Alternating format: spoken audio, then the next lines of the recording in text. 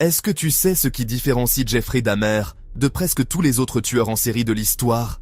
Ce n'est pas le nombre de ses victimes, ce n'est pas la brutalité de ses actes, c'est quelque chose de bien plus troublant. C'est la solitude absolue qui les a rendus possibles. Un homme invisible, banal, poli avec ses voisins, que personne n'a vu venir, malgré des dizaines de signaux d'alarme ignorés. Aujourd'hui, on entre dans sa tête, on analyse le profil psychologique complet de Jeffrey Dahmer, et je te préviens, certaines conclusions vont te mettre mal à l'aise. Pas à cause de l'horreur des faits, mais à cause de ce qu'il révèle sur nos sociétés et nos angles morts collectifs. Reste jusqu'à la fin, la dernière partie est celle que personne n'ose vraiment aborder. Bienvenue sur Dans la tête du crime. Ici, on n'exploite pas les faits divers. On analyse la psychologie derrière les crimes les plus marquants du monde. Comprendre pourquoi, pas seulement quoi. Pas de sensationnalisme, pas de voyeurisme. Juste une analyse rigoureuse des mécanismes psychologiques à l'œuvre. On publie 3 nouvelles analyses par semaine. C'est parti. Partie 1. L'enfant que personne n'a vu. Pour comprendre Jeffrey Dahmer, il faut commencer par l'enfant qu'il était. Pas le monstre qu'il est devenu. Né le 21 mai 1960 à Milwaukee, dans le Wisconsin, Jeffrey grandit dans une maison de banlieue en apparence ordinaire. Jardin bien entretenu, voiture dans l'allée. Le tableau parfait de la famille américaine des années 60. Mais derrière cette façade, c'est le chaos émotionnel. Son père Lionel est absent, pas physiquement, mais émotionnellement. Absorbé par ses études de chimie, il rentre tard, repart tôt. Sa mère Joyce est une femme profondément instable. Elle souffre de dépression sévère, d'anxiété chronique et d'une dépendance aux médicaments qui la rend imprévisible. Les disputes entre ses parents sont violentes, fréquentes, et se déroulent devant Jeffrey sans filtre ni protection. Jeffrey apprend très tôt une leçon que beaucoup d'enfants dans des foyers chaotiques apprennent. Disparaître est plus sûr qu'exister. Ne pas déranger. Ne pas avoir de besoin.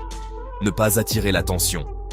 Il développe ce que les psychologues de l'attachement appellent un style d'attachement évitant. Telle une stratégie de survie émotionnelle qui consiste à couper le lien avec ses propres émotions pour ne pas souffrir de leur non-réponse. À l'école, il est décrit par ses camarades comme étrange, distant, sans amis proches. Pas violent, pas perturbateur, juste, absent. Un enfant que personne ne remarque vraiment. Et c'est précisément là, dans cette invisibilité totale, que tout commence. Dès l'âge de 10 ou 11 ans, Jeffrey développe une fascination qui inquiète, ou devrait inquiéter.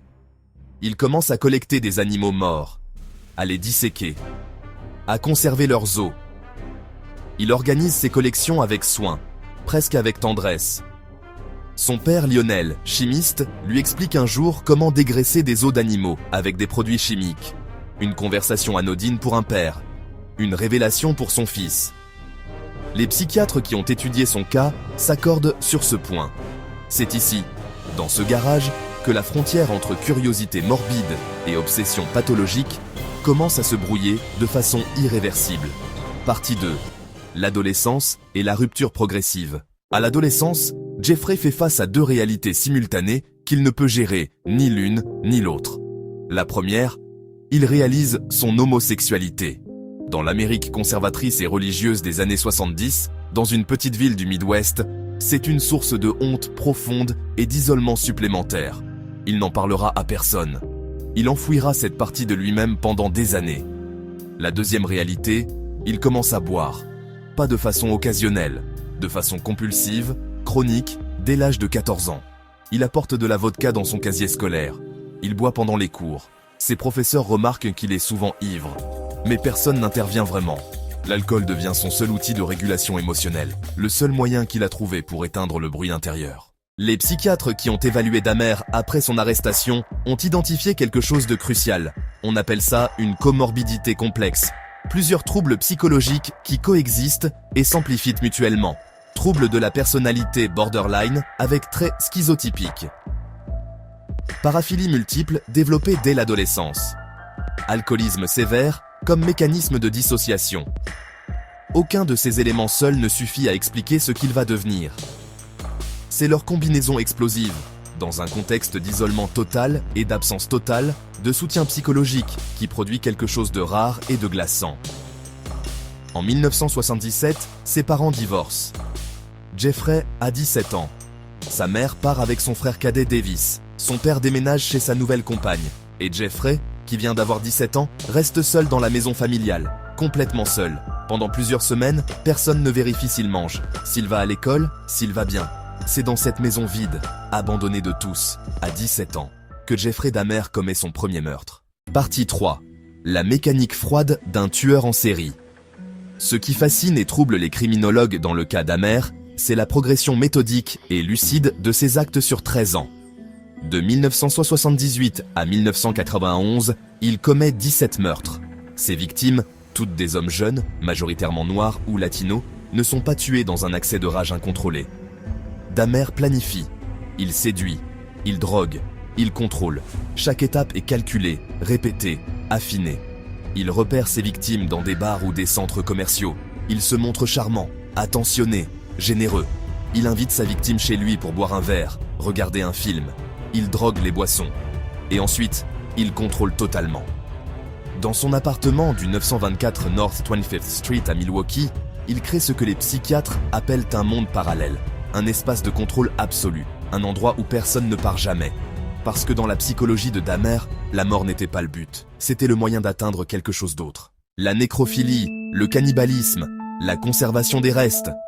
Ces actes choquants ne sont pas, selon les psychiatres qui l'ont étudié, de la folie pure. Ils sont l'expression d'un besoin psychologique très précis, très humain dans sa racine. Ne jamais être abandonné. Ses victimes, mortes, ne pouvaient plus partir, ne pouvaient plus le rejeter, ne pouvaient plus l'abandonner comme l'avaient fait ses parents, ses camarades, ses voisins. C'est l'attachement pathologique poussé à son extrémité la plus monstrueuse. Ce qui rend le cas encore plus troublant, c'est la durée. 13 ans de crime, 17 victimes, des voisins qui signalent des odeurs étranges, ignorées. Un adolescent qui s'échappe de son appartement en 1988. La police le ramène chez Dahmer. Des plaintes, des signalements, des occasions manquées. À chaque fois, le système échoue. Partie 4. Les angles morts du système. C'est peut-être l'aspect le plus révoltant de l'affaire Dahmer. Ce n'est pas qu'il était impossible à arrêter, c'est qu'il aurait pu, et dû, être arrêté bien plus tôt. En mai 1991, un garçon de 14 ans nommé Konerak Sintasomphone s'échappe de son appartement, nu, drogué, en état de choc. Des voisines appellent la police. 2 officiers arrivent. Dahmer arrive également. Calme, souriant, convaincant. Il explique que c'est son petit ami, qu'ils ont eu une dispute, que tout va bien. Les officiers raccompagnent Konerak dans l'appartement de Dahmer et repartent. Konerak sera tué dans l'heure qui suit. Les enquêtes qui ont suivi ont mis en lumière un biais systémique évident. Les victimes de Dahmer étaient majoritairement des hommes noirs ou latinos. Dans le contexte racial américain de l'époque, leur signalement était moins pris au sérieux, leur disparition moins médiatisée, leur famille moins entendue. Ce n'est pas une accusation, c'est un fait documenté par les enquêtes officielles. Lors de son procès en 1992, Dahmer plaide coupable pour 15 des 17 meurtres. Son équipe de défense tente de plaider la folie. Les experts psychiatriques appelés à témoigner sont profondément divisés. Certains concluent à des paraphilies sévères sans psychose, ce qui signifie qu'il savait ce qu'il faisait et que c'était mal. D'autres identifient une personnalité schizotypique avec dissociation partielle. Le jury rejette la défense par la folie. Jeffrey Dahmer est condamné à 15 peines de réclusion à perpétuité. Il est tué en prison le 28 novembre 1994 par un autre détenu. Conclusion. Ce que Dahmer nous dit vraiment. Jeffrey Dahmer n'est pas un monstre apparu de nulle part. C'est un enfant abandonné émotionnellement dès ses premières années. Un adolescent dont personne, ni ses parents, ni ses professeurs, ni ses médecins, n'a vraiment pris les signaux au sérieux. Un adulte dont les crimes auraient pu être stoppés à plusieurs reprises si le système avait fonctionné différemment. Ce qui rend son cas si perturbant au fond, ce n'est pas l'horreur de ses actes. C'est la banalité de ce qui les a précédés. L'isolement, la honte, le silence, l'absence totale de soutien en santé mentale. Des mécanismes qui existent dans nos sociétés aujourd'hui. Dahmer n'est pas une anomalie incompréhensible venue d'ailleurs. Il est le produit extrême d'une série d'échecs, familiaux, institutionnels, sociaux. Un produit que nos sociétés continuent de fabriquer, silencieusement, chaque jour. Comprendre, ce n'est pas excuser, c'est refuser de détourner les yeux de ce qui nous dérange vraiment dans cette histoire. Si cette analyse t'a apporté quelque chose, abonne-toi. On publie 3 analyses par semaine, et dis-moi en commentaire, selon toi, est-ce que Dahmer aurait pu être sauvé si quelqu'un était vraiment intervenu à temps? Je lis tous les commentaires. À très bientôt.